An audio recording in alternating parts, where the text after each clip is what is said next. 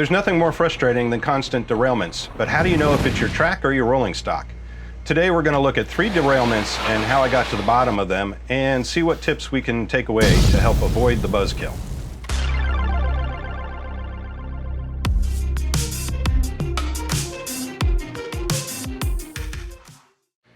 We all enjoy running trains on our layout, whether that's conducting operations or just watching them run through the scenery.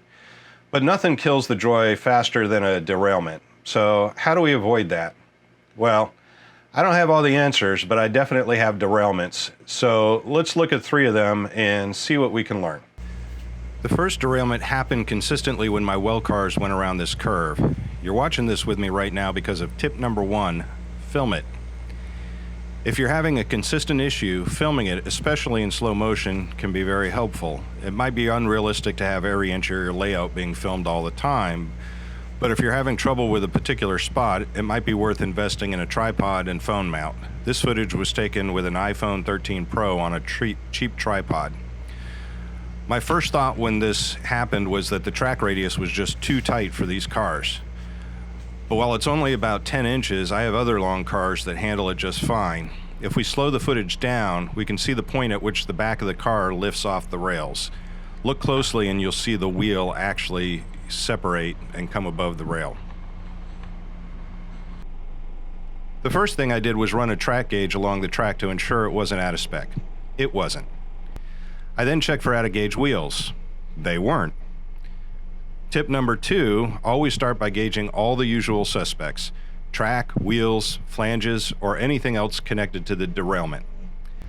The next thing I did was just manually roll the cars back and forth over the trouble spot and try to find the problem.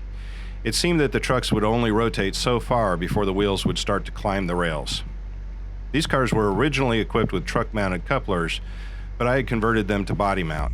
I initially assumed that the wheels were hitting the body, but after carefully checking the clearances, I realized that a wheel would hit the coupler box first. So I filed the boxes a bit and tried again, and voila, no more derailments. Tip number 3, always check clearances. An additional note on this tip is that minimum radius isn't just some spec on a box, it's the result of some sort of clearance issue, and sometimes you can fix it. That's a bit harder for locos maybe, but the point is, don't just throw in the towel and say the radius is too tight. The next derailment wasn't as consistent as the first. Sometimes it would pass through the trouble spot just fine, and sometimes not. Let's take a look. Here we've got some blue well cars coupled to the yellow well cars, and the 2 are separating as they pass through a switch. If we slow it down and zoom in, we can see that the blue car seems to get bumped up and then decouples from the yellow car. Notice that the yellow car didn't seem to have any issues.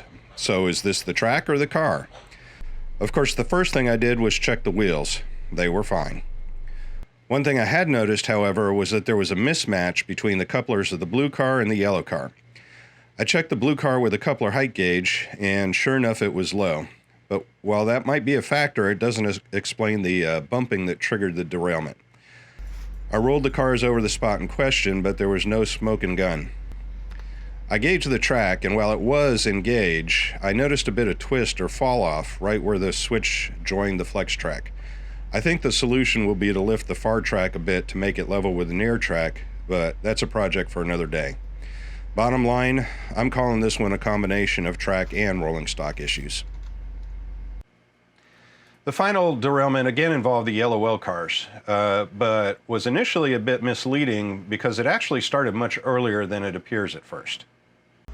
By the time the car is halfway through the curve, it's clearly derailed. But if we rewind and take a closer look, we can see that it actually goes off the rails about 90 degrees earlier. Look carefully and you'll see that there's a bit of a bump. At that point, the wheel comes off the track and it's only a matter of time until the whole car derails. So what happened? When I rolled the cars over the switch, I could see that the wheels were riding up on the frog and then dropping off the rail. It appears that might be because the switch isn't lying completely flat, but again, that's a project for another day. What I can say with confidence is that it's a track issue. Okay, what did we learn? 1, film it. You can then replay, zoom in, and slow down to get a better idea of where things are going wrong. 2, gauge it. Model railroads are, in essence, complex miniature machines, and if the parts are out of tolerance, things aren't going to work. 3, check clearances. We're running small, lightweight devices around on tiny wheels that sit on even tinier rails. Even a little bit of interference can mean tiny disaster. 4, gauge it again. If the couplers don't line up, they'll be prone to decoupling, and don't forget to check the trip pins. I've had them catch on switches because they were too low. 5, ensure track is level. To be clear, it doesn't have to be level as in horizontal. Obviously, they won't be if you're on a grade. But the tops of the rails should be parallel to each other. There shouldn't be any dips or twists, or the wheels will likely lift on one side, and if they lift high enough, the flange can't keep them on the rails. So there you go. The thumbnail for this video pitted rolling stock against track for the title of Top Derailer. And if you've been following along with me, I've got one for rolling stock, one for track, and a tie. So who wins? I do. Later, y'all.